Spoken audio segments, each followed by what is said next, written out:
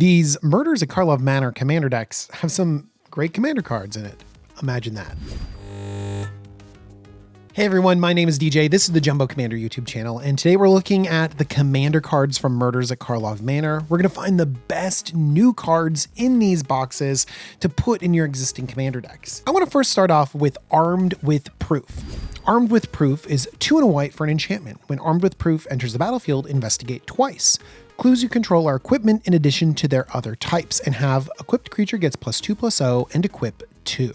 One thing to note right off the bat is Armed with Proof is not a card draw spell because it has you eventually paying 5 mana for 2 cards. That's not a great rate. So you need to be able to use the clues as equipment for this card to be good.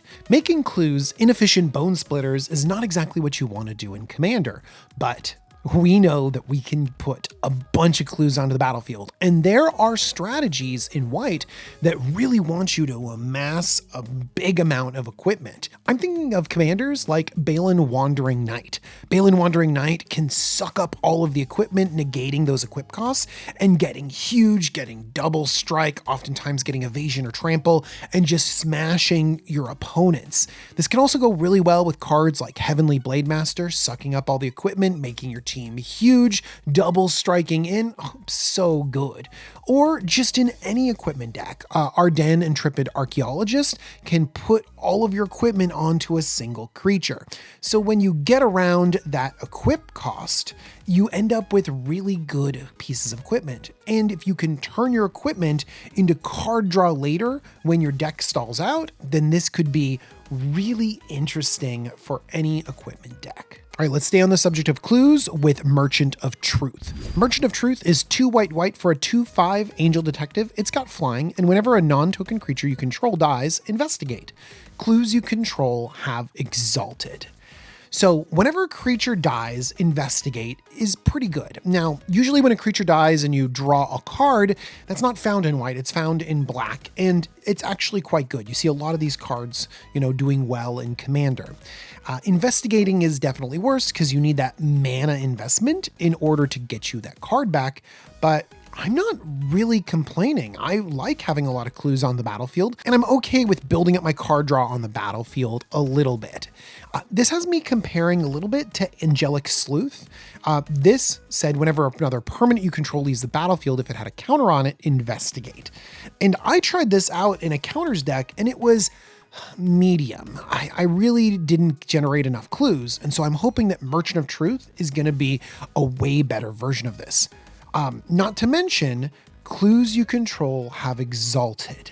So that means that if you amass clues, they're not just useless on the battlefield, they're powering up your individual attackers and letting them smash in for a ton of damage. And of course, we're seeing a lot more clue makers in white, so we could have a really big board of clues and weaponize them with this angel. I think Merchant of Truth is a little bit narrow. You're not going to want it in every white deck, but if you're going wide with clues, or if you have artifact synergies, this could be a really fun include. Next up in white, we have Trouble in Pairs. 2 white for an enchantment. If an opponent would begin an extra turn, that player skips that turn instead. Whenever an opponent attacks you with 2 or more creatures, draws their second card each turn, or casts their second spell each turn, you draw a card. So whenever I have a static card draw effect, like a Phyrexian Arena or something like that, I need to imagine to myself what I need this card to do in order for it to be, something that I'm happy spending 4 mana on, and it generates me nothing right when it happens, because that's the risk, is that you play Trouble in Pairs and no one double spells, no one's drawing extra cards, and it just sits there. So what is the likelihood that I'm going to be drawing a card every turn? And what is the likelihood that this is going to stay on the battlefield? I think Trouble in Pairs is a little bit slow, but I do think it will pay off in the long game. So play Trouble in Pairs if you're playing Battlecruiser Magic and you think it's going to last like to turn 8, 9, or 10, because this will eventually replace itself and draw you 4 or 5 cards, but it is going to take a while. All right, the last card I want to talk about in white is Unexplained Absence.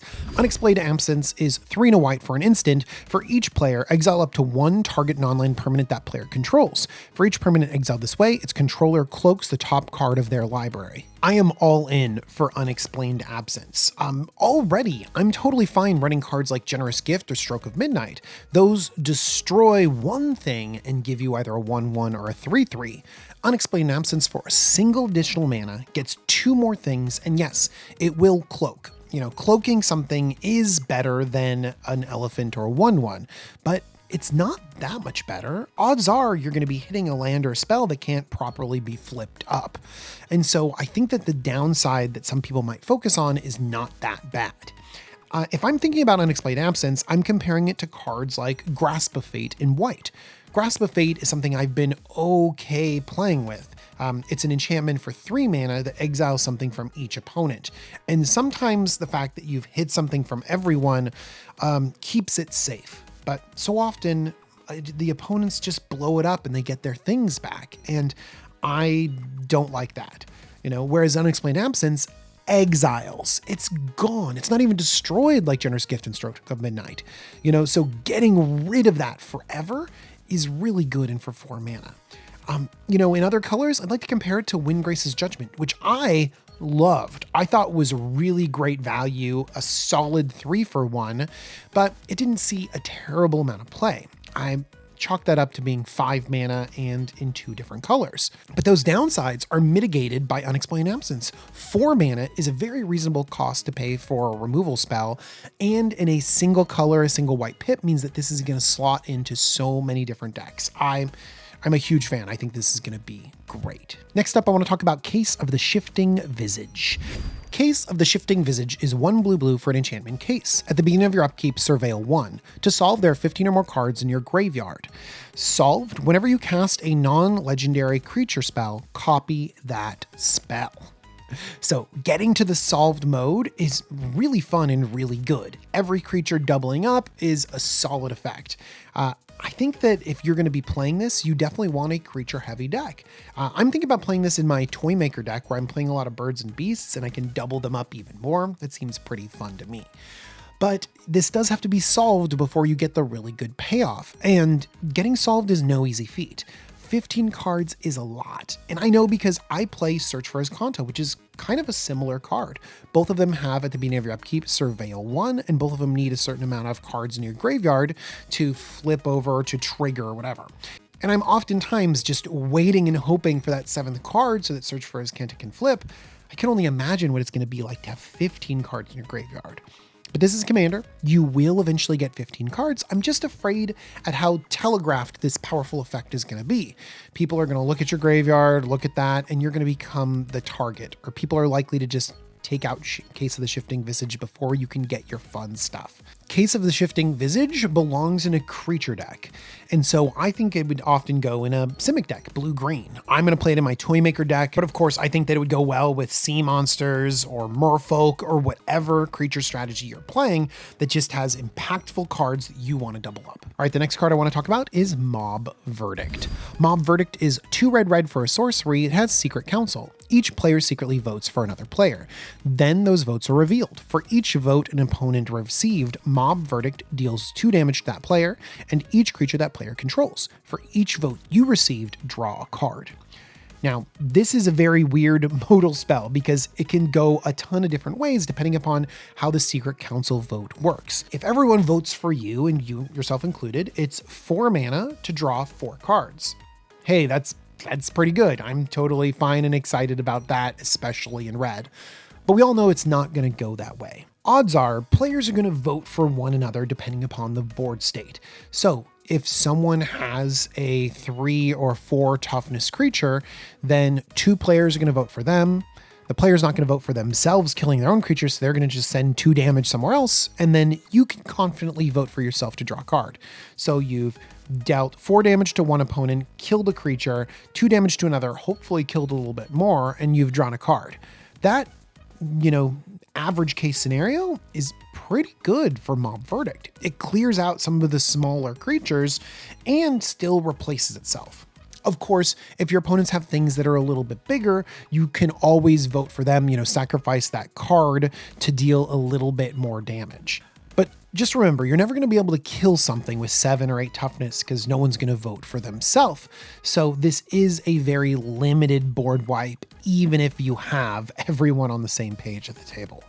One thing that's important about Mob Verdict is that your creatures will never be affected. They'll never be hit.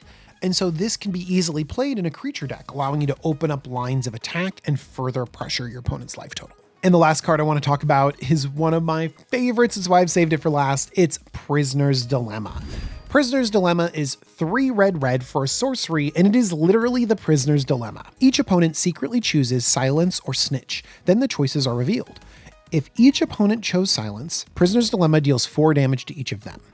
If each opponent chooses Snitch, Prisoner's Dilemma deals 8 damage to each of them. Otherwise, Prisoner's Dilemma deals 12 damage to each opponent who chose Silence. Flashback, 5 red. So the way this works is that if everyone's on the same page and everyone trusts one another, then they all choose Silence and they all take 4 damage. Fantastic.